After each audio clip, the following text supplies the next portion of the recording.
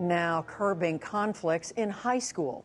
Hari Srinivasan looks at a new approach to discipline that replaces suspensions with conversations.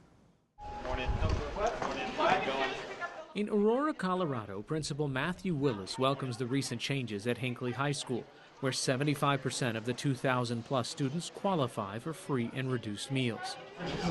Willis says student fights are down and respect among classmates is up. Last year we had a 48% reduction in out-of-school suspensions. When it comes to physical altercations between students, in 2007-8 we had approximately 263 physical altercations.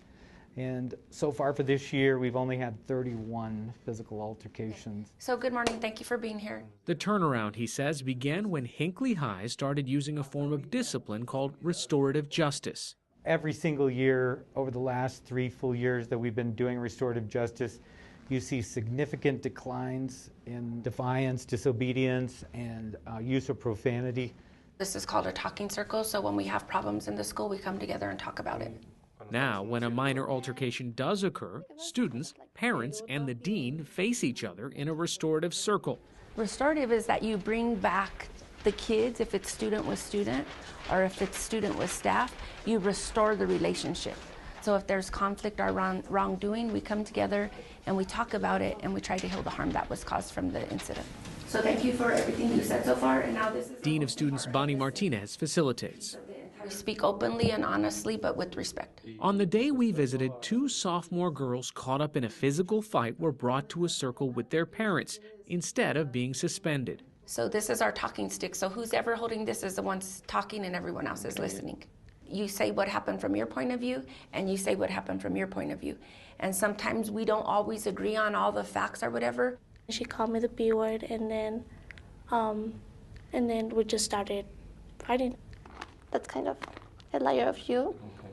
She say to be honest, and I think you have to be honest. I was here and she come walking to me and so she started again. Students are asked to talk about the harm their actions may have caused, and Martinez requires everyone to sign an agreement. What do you take responsibility for? What do you think we could do to heal the harm that was caused? I'm sorry for having these problems that we've been having, and I don't want it to happen again. Okay, you're not going to be enemies, but you're going to treat others with respect. That, to some people, may be viewed as a soft discipline, especially if you look at the Western culture. You know, we're about war and violence. We're not about peace and harmony. But however, for those girls to come together and for their families to come together and talk about it and to really, you know, to express truly what happened, how did it affect me and others, what am I responsible for and how do I solve it? That's deeper than just writing up paperwork and one person goes their way and the other person goes their way and nothing was ever communicated. What do we know about anger? It's a secondary feeling. It's a secondary feeling. What is underneath anger? A deeper emotion. A lot of deeper emotions and feelings. At Hinckley, the restorative justice circles go beyond the dean's office. Peer mentoring classes use role-playing to teach students how to conduct circles on their own. How does it make you feel? It pisses me off that he's spreading rumors about me, but I didn't do nothing big. Sophomore Nice Smith thinks the circles bring better results than suspension. It used to be like you just get sent home for 5 days, but that doesn't resolve nothing. You just sit there and you come back with the same anger. When teachers don't resolve the harm by doing restorative justice, then that conflict is always there. And usually what will happen is kids will just stay angry. And I don't like that teacher, and so I don't care what you say, and they'll just disrupt. I'm deeply sorry about what's going on. Models like Hinckley's have gained national attention after the Obama administration in January directed school districts to scrap overly zealous zero-tolerance policies that led to automatic suspensions and criminal records. Such policies, the official said, impacted minorities at higher rates. Colorado's legislature eliminated zero tolerance in schools in 2012. The ideas of traditional discipline don't exist anymore. When in the old days, when a student or a kid got into trouble, we would spank them. And we moved away from spanking because it no longer met the values of our society.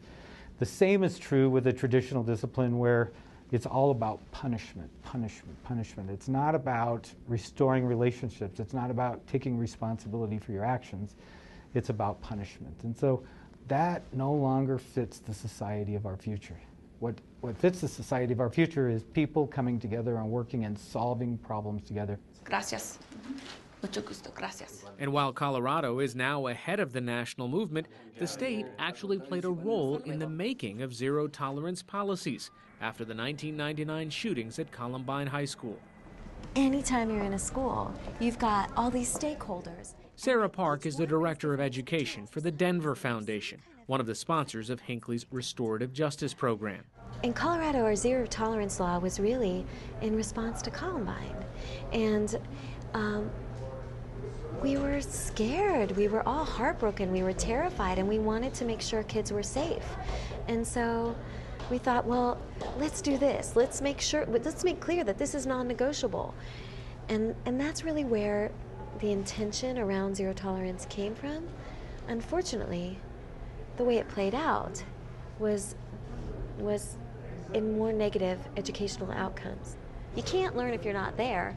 And they also, there's studies linking suspension to incarcerations, and it's much more likely that a kid is suspended and repeatedly suspended that they'll end up in jail.